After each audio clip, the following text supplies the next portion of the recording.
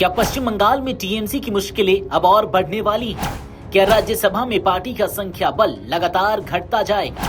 और क्या पार्टी के भीतर चल रही नेतृत्व की लड़ाई अब संगठन से लेकर चुनाव आयोग तक पहुंच चुकी है?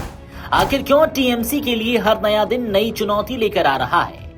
आखिर क्या है पूरा मामला, चलिए आपको बताते हैं इस वीडियो में। दरअसल पश्चिम बंगाल विधानसभा चुनाव के बाद शुरू हुआ भाजपा का कथित ऑपरेशन टीएमसी अभी भी जारी है और तृणमूल कांग्रेस की मुश्किलें कम होती नजर नहीं आ रही हैं।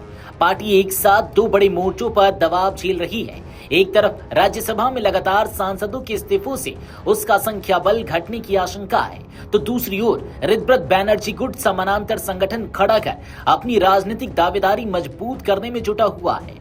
एक दिन पहले ही टीएमसी के 3 राज्यसभा सांसदों ने इस्तीफा देकर भारतीय जनता पार्टी का दामन थाम लिया था। पार्टी इस झटके से उभर भी नहीं पाई थी कि अब राज्यसभा सांसद रुक्मणी मलिक के इस्तीफे की चर्चा तेज हो गई है। सूत्रों के मुताबिक उन्होंने राज्यसभा के उपसभापति को ईमेल के जरिए अपना इस्तीफा भेज दिया है। हालांकि इस पर अभी आधिकारिक पुष्टि का इंतजार है। राजनीतिक गलियारों में यह भी चर्चा है कि आने वाले दिनों में कुछ और राज्यसभा सांसद पार्टी छोड़ सकते हैं।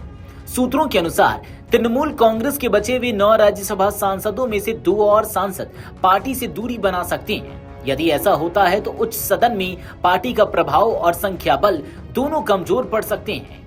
राजनीतिक जानकारों का मानना है कि लगातार हो रहे इस्तीफे केवल संख्या का मामला नहीं है, बल्कि यह पार्टी नेतृत्व के सामने खड़े असंतोष और आंतरिक चुनौतियों का भी संकेत है। बताया जा रहा है कि अब तक करीब 20 सांसद टीएमसी छोड़कर अन्य दलों में शामिल हो चुके हैं या उनका विलय हो चुका है। उधर पार्टी के भीतर दूसरा बड़ा संकट संगठनात्मक स्तर पर दिखाई दे रहा है। ऋतव्रत बैनर्जी के नेतृत्व वाला गुट अपनी समानांतर संगठनात्मक संरचना को तेजी से विस्तार दे रहा है। ममता बनर्जी को पार्टी के चेयरपर्सन पद से हटाने और नई वर्किंग कमेटी के गठन के बाद अब यह गुट राज्य और जिला समितियों के गठन में जुट गया है।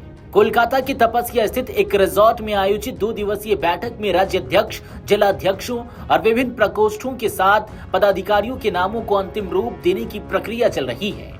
सूत्रों का कहना है कि कई विधायक, पार्षद, पूर्व जनप्रतिनिधि और विधानसभा चुनाव लड़ चुके नेताओं को नई जिम्मेदारियां दी जा सकती हैं। आपको बता दें कि इससे पहले ऋतव्रत गुट 30 सदस्यीय वर्किंग कमेटी का गठन कर खुद को असली टीएमसी बता चुका है और उसका पूरा विवरण चुनाव आयोग को भी सौंप चुका है।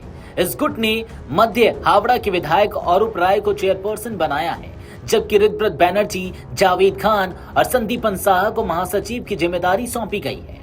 फिलहाल कालीघाट गुट के सामने कई चुनौतियां एक साथ खड़ी हैं।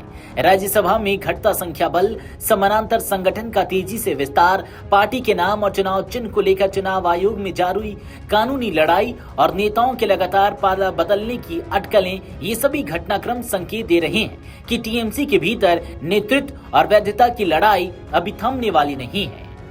इस पूरे मामले पर राजनीतिक जानकारों का मानना है कि यदि राज्यसभा में पार्टी की संख्या और घटती है और ऋतव्रत बैनर्जी गुट जिला स्तर तक अपनी पकड़ मजबूत करने में सफल रहता है, तो आने वाले महीनों में पश्चिम बंगाल की राजनीति में टीएमसी के भीतर की यह सियासी जंग और अधिक तीखी हो सकती है। Video desk amarujala.com। अगर आप ये वीडियो YouTube पर देख रहे हैं तो हमारे चैनल को सब्सक्राइब कर बेल आइकन दबाएं और Facebook पर देख रहे हैं तो हमारे पेज को लाइक करें। अगर आप ये वीडियो YouTube पर देख रहे हैं तो हमारे चैनल को सब्सक्राइब कर बेल आइकन दबाएं और Facebook पर देख रहे हैं तो हमारे पेज को लाइक करें।